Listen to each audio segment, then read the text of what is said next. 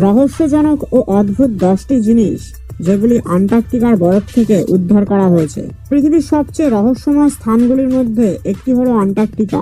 এটা সবচেয়ে শীতলতম স্থান, যা সাধারণ উষ্ণতা থাকে -15 ডিগ্রি সেলসিয়াস এবং সর্বনিম্ন তাপমাত্রা থাকে -53 ডিগ্রি সেলসিয়াস। ফলে এই মহাদেশের বেশিরভাগটাই বরফে ঢাকা থাকে। তবুও এখানে প্রায় 400টি লেক আছে, যেগুলি এত ঠান্ডাতেও জমে যায়নি।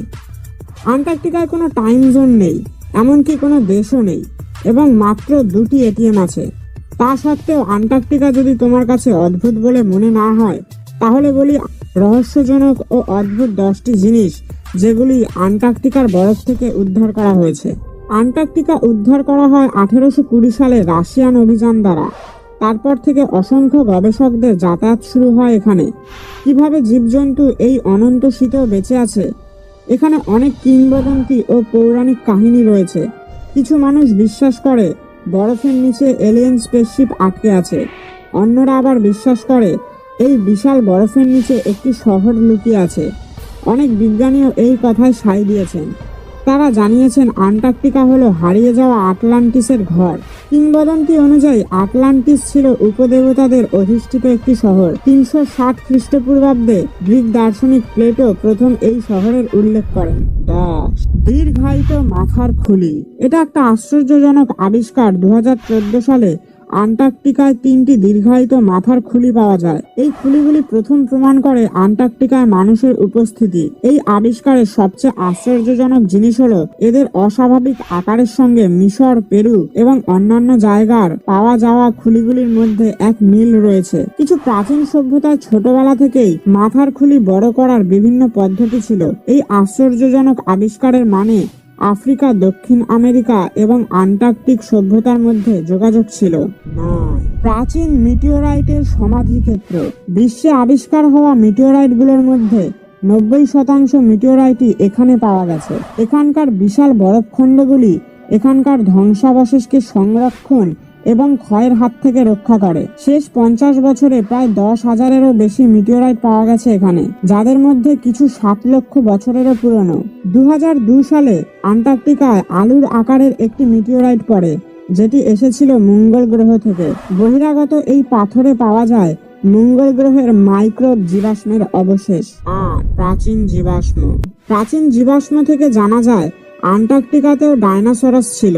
80-র দশকের বিজ্ঞানীরা প্রায় 1 টনেরও বেশি ফসিলস আবিষ্কার করেছেন, যেগুলির বেশিরভাগই প্রায় 71 মিলিয়ন বছর পুরনো। এই জীবাশ্মগুলি প্রাগৈতিহাসিক পাখি ও সামুদ্রিক প্রাণীর অন্তর্গত।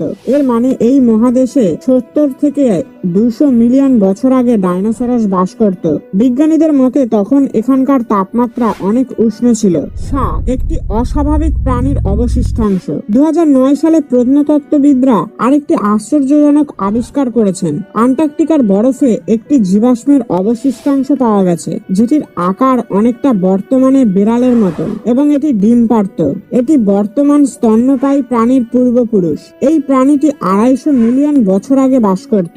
বিজ্ঞানীরা বিশ্বাস করেন গ্লোবাল ওয়ার্মিং এর সময় এই প্রাণীটি আন্টার্কটিকা থেকে দক্ষিণ আফ্রিকায় মাইগ্রেট করে। তারপর আন্টার্কটিকায় পেঙ্গুইনের মহাসমাবেশ হয়। 6 রক্ত জলপ্রপাত। অজ্ঞাত যে কেউ এটা দেখে বিশ্বাস করে ফেলবে যে হিমবাহ থেকে রক্তপাত হচ্ছে। এই অস্বাভাবিক জলপ্রপাতে রয়েছে প্রচুর পরিমাণে আয়রন অক্সাইড, যার ফলে জলকে দেখতে হয় রক্তের মতো লাল। এর কয়েক মাইল দূরেই রয়েছে বরফ আচ্ছাদিত লবণাক্ত লেক, যার লবণাক্ততা সমুদ্র জলের তুলনায় 4 গুণ বেশি। 5 শুষ্ক উপত্যকা। যেহেতু আপনি জানেন আন্টার্কটিকা একটি বরফে আবৃত মহাদেশ, তাই আপনি হয়তো জানেন না এখানকার জলের অভাব সম্বন্ধে। এই জায়গাটি আমাদের গ্রহের সবচেয়ে শুষ্কতম স্থানের মধ্যে একটি। এই শুষ্ক উপত্যকাটি আবিষ্কার হয় 1903 সালে।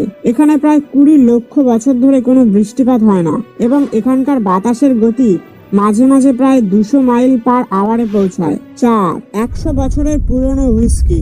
আন্টার্কটিকার বরফ থেকে পাওয়া গেছে প্রায় 100 বছরের পুরনো হুইস্কির 2খানা পেটি। প্রত্নতত্ত্ববিদরা এই অপ্রত্যাশিত আবিষ্কারের পর সঙ্গে সঙ্গেই এটা বরফ থেকে উন্মুক্ত করেননি, কারণ তাতে তাদের খোঁজের ক্ষতি হওয়ার ভয় ছিল। তাই তারা তাদের প্রয়োজনীয় সরঞ্জাম জোগাড় করতে কয়েক বছর অপেক্ষা করেছে। তারপর বরফ সরিয়ে প্রায় 1 শতাব্দী বন্দী থাকা 10টি হুইস্কির বোতল উদ্ধার করে। 3. একটি ভয়ানক প্রাণী।